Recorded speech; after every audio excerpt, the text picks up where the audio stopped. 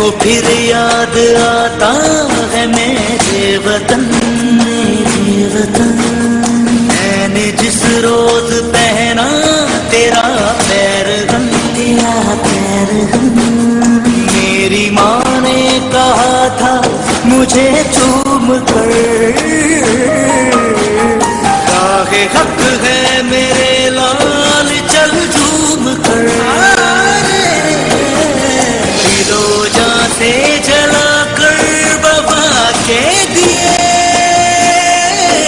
मैंने जन्मा है तुझको वतन के लिए, मैंने जन्मा है तुझको वतन के लिए।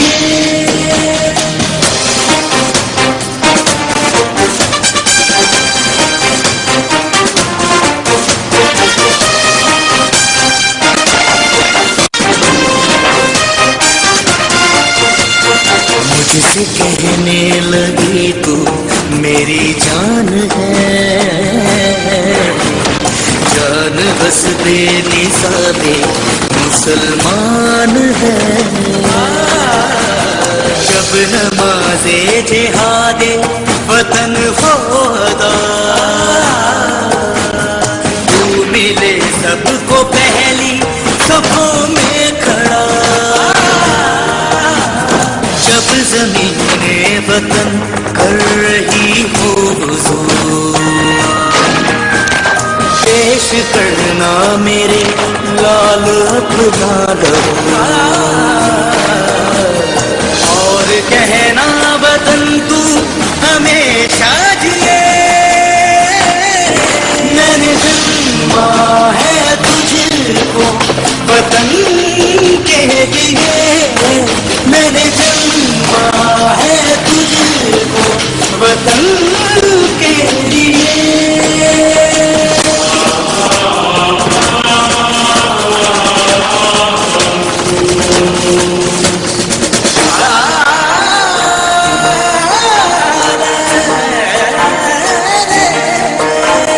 जान पहले बीमारी गई प्यार पर, खून सजता रहा तेरे रुखसार पर। मुझसे पहले भी थे जो निभाते रहे, जान लुटाते रहे, सर कटाते रहे।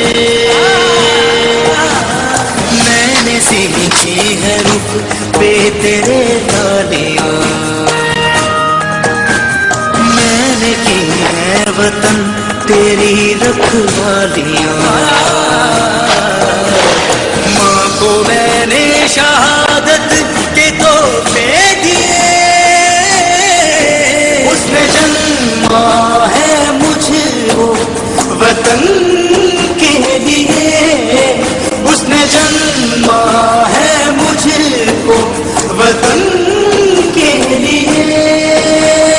मुझको फिर याद आता है मेरे वतन, मेरे वतन। मैंने जिस रोज पहना तेरा पैरहन, तेरा पैरहन।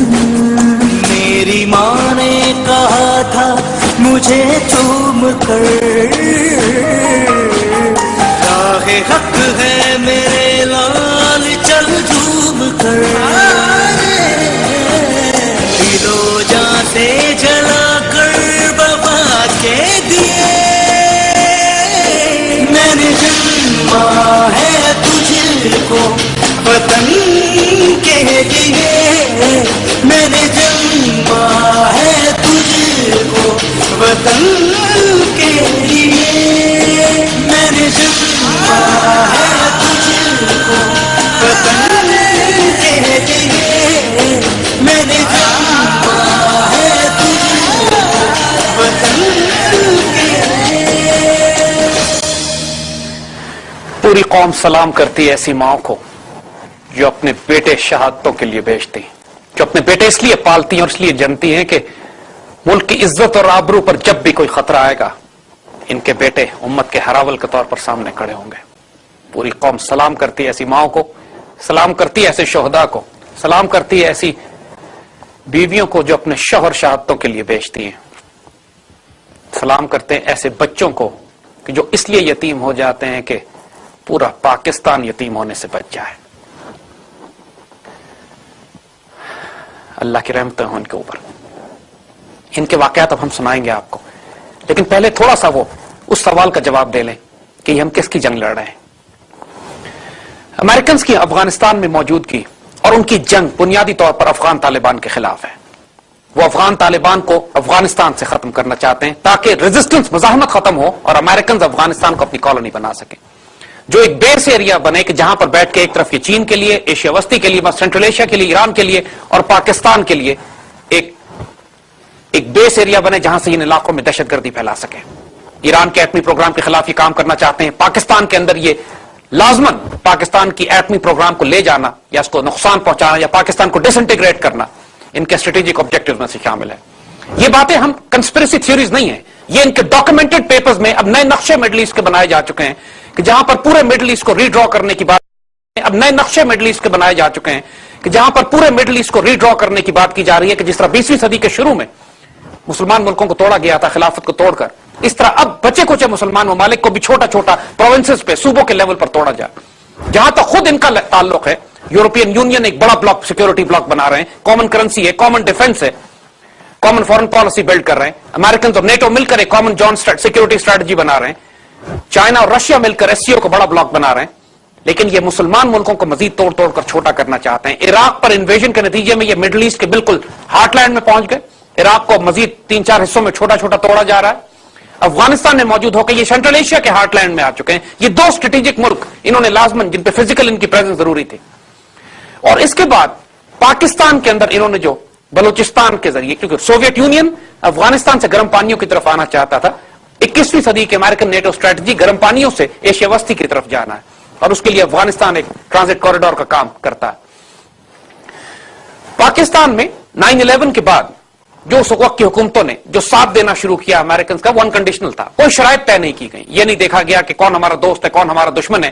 टेररिज्म को डिफाइन ही नहीं किया गया। कभी पार्लियामेंट ने यह फैसला नहीं किया कि रूल्स ऑफ एंगेजमेंट अमेरिकन के साथ हमारे क्या होंगे, हम किस हद तक जाएंगे, किस हद तक नहीं जाएंगे, कौन हमारा दोस्त होगा, कौन दुश्मन होगा, कौन हमारे मफादात का तहफ्फुज करता है अफगानिस्तान और उस पूरे खुत्ते में।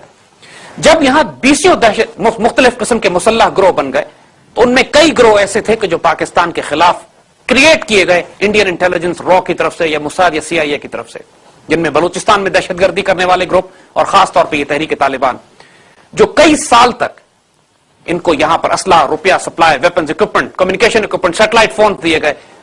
इस कदर रुपया दिया गया, असला अफगानिस्तान से आया कि ये पूरी सवात वैली में जाके अपने आप को तवील अरसे तक डिगिन करके एक ऐसा बैटल एरिया इन्होंने बना लिया, ऐसा अपना थिएटर ऑफ ऑपरेशन बना लिया कि जहां से ये पूरे पाकिस्तान पर हमला करने की तैयारियां कर रहे थे, बल्कि सवात वैली को तो टेक ओवर ही कर लिया था।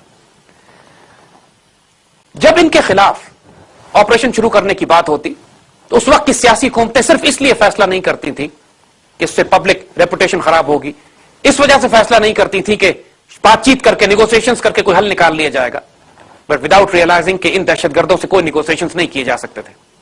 जो सवात प्रैक्टिकली होस्टेज हो गया, तो तकरीबन 1 साल पहले जब राह रास्त ऑपरेशन शुरू किया गया, तो उस वक्त पहली मर्तबा पाकिस्तान आर्मी पूरी कुव्वत के साथ सवात वैली में दाखिल होती है। अब यहां पर यह बात अच्छी तरह नोट कीजिएगा, ये हम अपनी जंग लड़ रहे हैं, ये हम अमेरिकन के इंटरेस्ट की जंग नहीं लड़ रहे हैं।